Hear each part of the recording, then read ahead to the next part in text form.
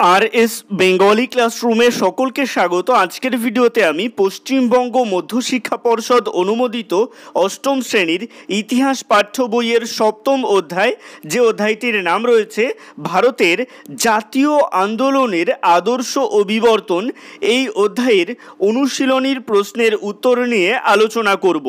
सुतरां आमी चाइबो तोमरा भिडियोटा स्किप ना करे एकदम प्रथम थेके शेष पर्यन्त देखो। ए प्रसंगे बोले राखी अष्टम श्रेणीर इतिहास पाठ्य बोइयेर এই ধরনের বিভিন্ন গুরুত্বপূর্ণ ভিডিও আগেও আরএস বেঙ্গলি ক্লাসরুম এই চ্যানেলে প্রকাশিত হয়েছে। তোমরা যারা এখনো পর্যন্ত সেই ভিডিওগুলো দেখে উঠতে পারোনি তাদের জন্য আমি এই ভিডিওটির ডেসক্রিপশনে ভিডিওগুলোর লিংক দিয়ে দেব, অবশ্যই সেখান থেকে ভিডিওগুলো দেখে নিও। তো কথা না বাড়িয়ে শুরু করছি আজকের মূল ভিডিও। দেখো অনুশীলনীতে উপরের দিকে হেডিং করা হয়েছে ভেবে দেখো খুঁজে দেখো।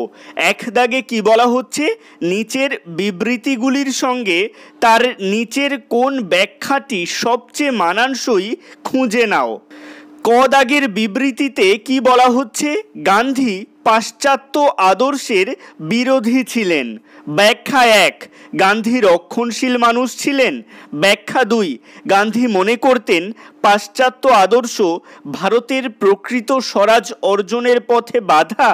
ব্যাখ্যা তিন, গান্ধী চাইতেন ভারতের সমস্ত মানুষ সরল জীবনযাপন করুক। এর উত্তর হবে ব্যাখ্যা তিন, গান্ধী চাইতেন ভারতের সমস্ত মানুষ সরল জীবনযাপন করুক। এই উত্তর তোমরা পেয়ে যাবে পাঠ্য বইয়ের 116 নং পৃষ্ঠায় টুকরো কথা অংশে। দেখবে গান্ধীর স্বরাজ ভাবনা বলে লেখা রয়েছে। এবারে চলে আসছি খ দাগের বিবৃতিতে। এখানে বলা হচ্ছে 1919 খ্রিস্টাব্দে রাওলাট আইন তৈরি করা হয়েছিল। ব্যাখ্যা এক, ভারতীয় রাজনীতিতে গান্ধীর প্রভাব কমানোর জন্য। ব্যাখ্যা দুই, ব্রিটিশ বিরোধী ক্ষোভ ও বিপ্লবী আন্দোলনগুলি দমন করার জন্য।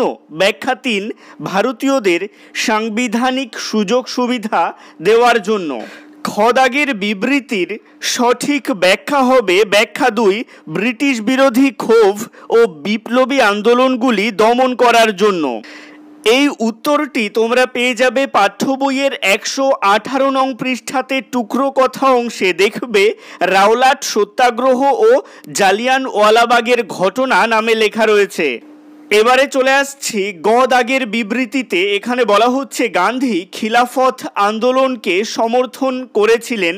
ব্যাখ্যা এক, ভারতের জাতীয় আন্দোলনে মুসলমানদের সমর্থন ও সহযোগিতা আদায় করার জন্য। ব্যাখ্যা দুই, তুরস্কের সুলতানের প্রতি সহানুভূতি দেখানোর জন্য। ব্যাখ্যা তিন, মুসলমান সমাজের উন্নতির দাবি জোরদার করার জন্য। এর উত্তর হবে ব্যাখ্যা এক, ভারতের জাতীয় আন্দোলনে মুসলমানদের সমর্থন ও সহযোগিতা আদায় করার জন্য। এই উত্তরটা তোমরা পেয়ে যাবে পাঠ্য বইয়ের 119 নং পৃষ্ঠায় অহিংস অসহযোগ থেকে ভারত ছাড়ো আন্দোলন হেডিং করে যে লেখাগুলো রয়েছে তার প্রথম প্যারার শেষের দিকে। এবারে চলে আসছি ঘ দাগের বিবৃতিতে। এখানে বলা হচ্ছে ভারতীয়রা সাইমন কমিশন বর্জন করেছিল। ব্যাখ্যা এক, ভারতীয়রা স্যার জন সাইমনকে পছন্দ করতো না। ব্যাখ্যা দুই, স্যার জন সাইমন ছিলেন ভারতীয়দের বিরোধী। ব্যাখ্যা তিন, সাইমন কমিশনে কোনো ভারতীয় প্রতিনিধি ছিলেন না। এটা খুবই সহজ, সঠিক ব্যাখ্যা হবে ব্যাখ্যা তিন, সাইমন কমিশনে কোনো ভারতীয় প্রতিনিধি ছিলেন না। এই উত্তরটা তোমরা পেয়ে যাবে 121 নং পৃষ্ঠার একদম শুরুর দিকে। এবারে চলে আসছি উ দাগে। এখানে বিবৃতি রয়েছে সুভাষচন্দ্র বসু আজাদ হিন্দ ফৌজের দায়িত্বভার নেন। ব্যাখ্যা এক, রাসবিহারী বসুর অনুরোধ রক্ষা করার জন্য। ব্যাখ্যা দুই, আজাদ হিন্দ বাহিনীর সাহায্যে ব্রিটিশ অধিকৃত ভারতীয় ভূখণ্ডে আক্রমণ চালানোর জন্য। ব্যাখ্যা তিন, জাপান সরকারকে সাহায্য করার জন্য। দাগের বিবৃতির সঠিক ব্যাখ্যা হবে ব্যাখ্যা এক, রাসবিহারী বসুর অনুরোধ রক্ষা করার জন্য। এই উত্তরটা তোমরা পেয়ে যাবে 129 নং পৃষ্ঠার একদম মাঝামাঝি দিকে। এবারে চলে আসছি দুই দাগে। এখানে বলা হচ্ছে ক স্তম্ভের সঙ্গে খ স্তম্ভ মিলিয়ে লেখো। ক স্তম্ভের বিহারের চম্পারণ মিলবে খ স্তম্ভের কৃষক আন্দোলনে এর সাথে। এখানে নীল চাষিরা আন্দোলন করছিল। পাঠ্য বইয়ের 118 নং পৃষ্ঠায় তোমরা এর উত্তরটা পেয়ে যাবে। ক স্তম্ভের স্বরাজ্য দল মিলবে খ স্তম্ভের চিত্তরঞ্জন দাস এর সাথে। এই উত্তরটা তোমরা পেয়ে যাবে পাঠ্য বইয়ের 120 নং পৃষ্ঠায়।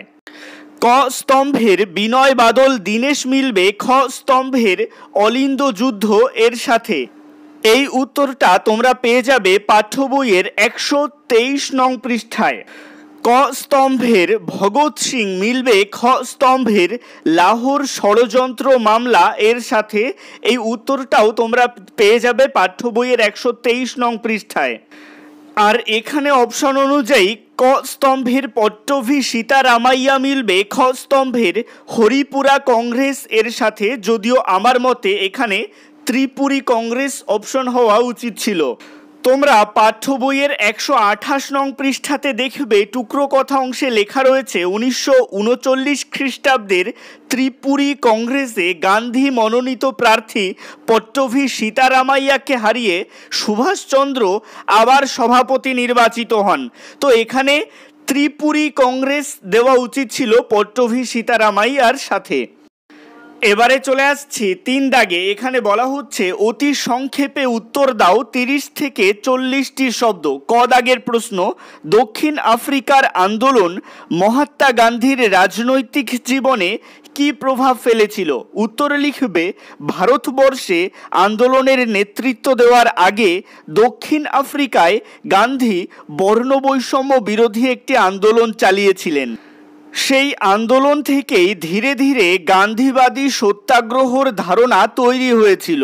দক্ষিণ আফ্রিকায় বিভিন্ন ধর্ম, ভাষা, অঞ্চলের মানুষকে সঙ্গে নিয়ে লড়াই করেছিলেন গান্ধী। সেই আন্দোলন প্রচার পাওয়ার ফলে গান্ধী বিখ্যাত হয়ে পড়েছিলেন।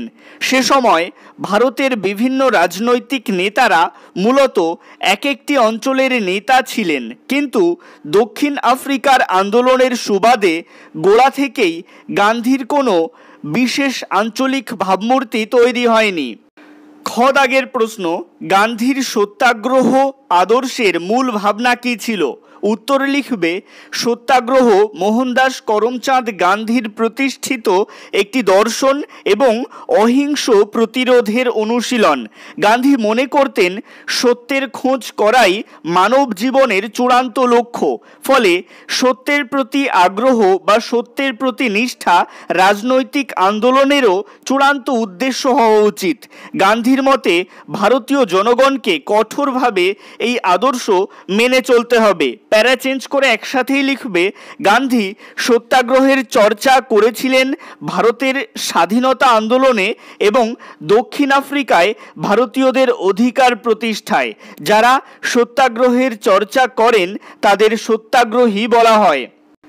এবারে চলে আসছি গ দাগে। এখানে বলা হচ্ছে স্বরাজ্যপন্থীদের আন্দোলনের মূল দাবিগুলি কী ছিল? উত্তরে লিখবে স্বরাজ্য দলের সদস্যদের স্বরাজ্যপন্থী বলা হতো।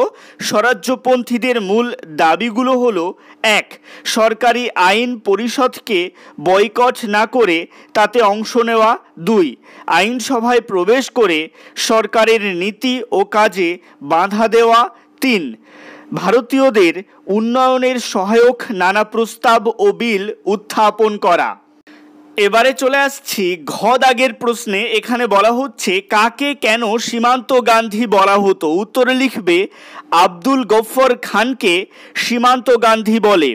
প্যারা চেঞ্জ করে একসাথেই লিখবে তার নেতৃত্বে ভারতের উত্তর পশ্চিম প্রান্তে পাঠানরা আইন অমান্য আন্দোলনে সামিল হয়েছিলেন। গান্ধী অনুগামী হওয়ার সুবাদে আব্দুল গফর খান সীমান্ত গান্ধী নামে পরিচিত হন। এবারে চলে আসছি দাগের প্রশ্নে। এখানে বলা হচ্ছে ভারত ছাড়ো আন্দোলনে মাতঙ্গিনী হাজরার ভূমিকা কী ছিল? উত্তরে লিখবে ভারত ছাড়ো আন্দোলনের সময় কংগ্রেস সদস্যরা মেদিনীপুর জেলার সকল থানা ও অন্যান্য সরকারি কার্যালয় দখল করে নেওয়ার পরিকল্পনা গ্রহণ করেন। এই পরিকল্পনার উদ্দেশ্য ছিল জেলা থেকে ব্রিটিশ শাসন উচ্ছেদ করে এখানে একটি স্বাধীন রাষ্ট্র প্রতিষ্ঠা করা। প্রধানত মহিলা স্বেচ্ছাসেবক সহ ৬,০০০ সমর্থক তমলুক থানা দখলের উদ্দেশ্যে একটি মিছিল বের করে। এই মিছিলের নেতৃত্ব দিয়েছিলেন ৭৩ বছর বয়সী মাতঙ্গিনী হাজরা। শহরের উপকণ্ঠে মিছিল পৌঁছলে ব্রিটিশ রাজ পুলিশ ভারতীয় দণ্ডবিধির ১৪৪ ধারা জারি করে সমাবেশ ভেঙে দেওয়ার নির্দেশ দেয়, কিন্তু সেই আদেশ অমান্য করে মাতঙ্গিনী অগ্রসর হলে তাঁকে গুলি করা হয়। কিন্তু তা সত্ত্বেও মাতঙ্গিনী এগিয়ে চলেন এবং পুলিশের কাছে আবেদন করেন জনতার ওপর গুলি না চালাতে। পুলিশ ৩ বার তাঁকে গুলি করে, গুলি লাগে তার কপালে ও 2 হাতে। এরপরেও বারংবার তার ওপর গুলিবর্ষণ করা হয়। কংগ্রেসের পতাকাটি মুঠোর মধ্যে শক্ত করে উঁচিয়ে ধরে বন্দে মাতরম ধ্বনি উচ্চারণ করতে করতে তিনি মৃত্যুবরণ করেন। আজকের ভিডিওটা এই পর্যন্তই। অনুশীলনীর যে কটি প্রশ্নের উত্তর বাকি থাকলো আমি পার্ট 2 এর ভিডিওতে সমস্ত প্রশ্নের উত্তর করিয়ে দেব। আজকের ভিডিওটি কেমন লাগলো অবশ্যই কমেন্টের মাধ্যমে জানিও। ভালো লাগলে লাইক করো এবং একই ক্লাসের বন্ধুদের সাথে ভিডিওটিকে শেয়ার করতে ভুলো না। ভালো থেকো, সুস্থ থেকো সকলে, আর অবশ্যই RS বেঙ্গলি ক্লাসরুমের সাথে থেকো। সবশেষে একটাই রিকোয়েস্ট, এখনও পর্যন্ত যারা চ্যানেলটিকে সাবস্ক্রাইব করে উঠতে পারোনি তারা অবশ্যই চ্যানেলটিকে সাবস্ক্রাইব করে দিও এবং পাশে থাকা বেল আইকনটিকে প্রেস করে অল বাটনে ক্লিক করে দিও নতুন ভিডিওর আপডেট সবার আগে পেতে।